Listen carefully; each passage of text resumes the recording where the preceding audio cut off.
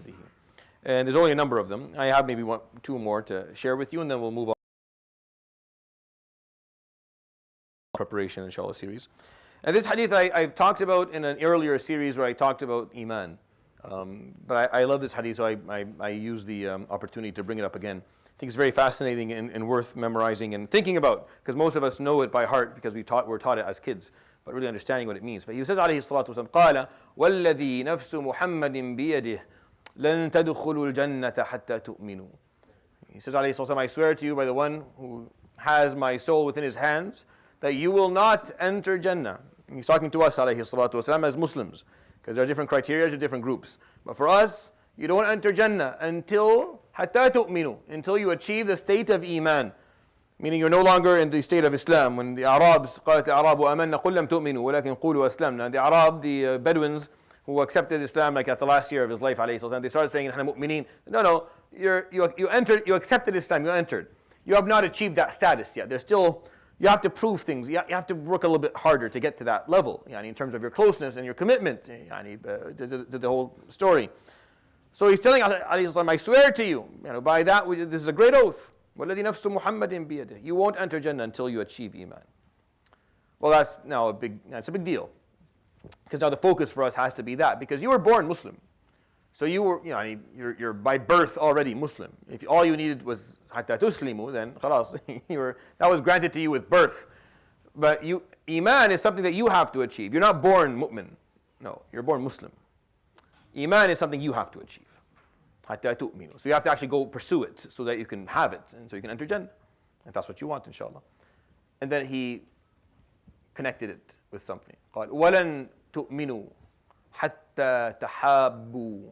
And you will not achieve Iman until you achieve collective or mutual love amongst one another. This is an extremely, I always regret narrating this hadith in a Khaterah because it's not appropriate for it. This requires like a lot of unpacking. But I just want you to think about this. The Prophet ﷺ connected your personal degree of Iman, your acknowledgement of Allah, your understanding of Allah, and the commitment that you have towards obedience for Allah subhanahu wa ta'ala. This is a very complex thing inside of you, very, very personal. He connected that with the mutual love that will exist in your heart for other Muslims around you. When you first look at this, you almost feel that there's a disconnection. Like how are these two things even remotely connected? What does whether I love you or you love me have to do with whether I have in my heart the proper degree of Iman? But the whole point is that it does. The whole point of this hadith is that it is connected. That our Iman correlates directly with the amount of love that we have in our hearts towards one another. That as a collective, we won't enter Jannah until we have Iman. And that Iman won't be achieved for us as a collective until we have love for one another as well. If we don't have that, then we're not going to get this. It's a linear logic. This is very simple. Jannah, you need Iman. Iman, you need to have love. There has to be tahabbu. We have to see one another. We have to see the love in the eyes of one another towards each other. We have to build that. Without that, then it's a very scary hadith. Some people look at this hadith as it's beautiful. It's encouraging. It's scary, ya Sheikh. This is discouraging because I know. I know. But who are you kidding? Oh, we have love. No, you love me. You barely love your children. Maybe sitting here, you love your children. Maybe 2 or 3 people. He didn't say hatta tahabbu, until you all have that collective love. Where are we going to get this from? Well, where are we going to buy this from? And how are we going to build this? So he offered us one more piece because this is so difficult. This is so difficult to have, and it doesn't exist in most communities, unfortunately. And it's a condition for Iman. That's a condition for Jannah, and that should terrify you. But he offered one more thing.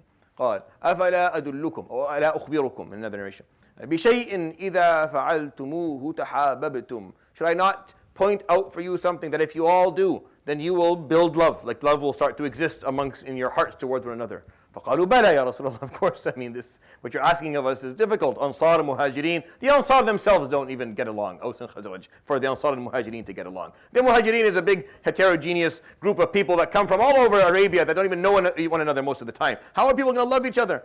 قال أفشوا السلام بينكم.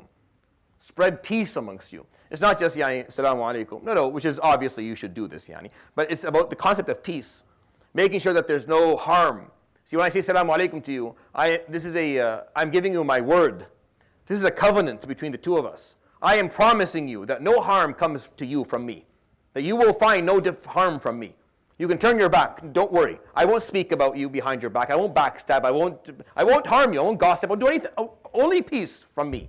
And then you say, Alaykum assalam, you are promising me the same. If this promise works, if afshu, spread it, let it disseminate in every direction. Spread peace amongst everyone. And then people will love one another.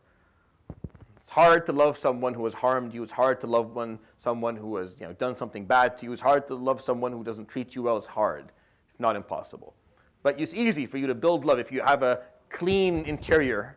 If it's pure on the inside, it's easy to love someone that there's nothing but ease. There's only peace. There's no problems. You can build that. You can build that. You can build that. You can get over your ego and you can build that.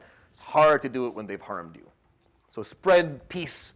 Make sure everyone here should be thinking, have I harmed anyone? Have I offended anyone? Have I done something to make someone uncomfortable, make them feel unsafe or mistreat them? I have to remove all of that. Why? Because afshu salama baynakum. If I do that, I spread salam, then that will lead to love, and then love will lead to a strong state of iman, and then that will lead to us going to Jannah. And you ruin that one, then you ruin the one after it, and the one after it, and then la ilaha illallah. And that's the importance of this hadith. Sorry for taking a bit too much. يروي الإمام مسلم في صحيحه عن أبي هريرة رضي الله عنه قال قال رسول الله صلى الله عليه وآله وسلم والذي نفس محمد بيده لن تدخلوا الجنة حتى تؤمنوا ولن تؤمنوا حتى تحابوا ألا أدلكم على شيء إذا فعلتموه تحاببتم قالوا بلى قال أفشوا السلام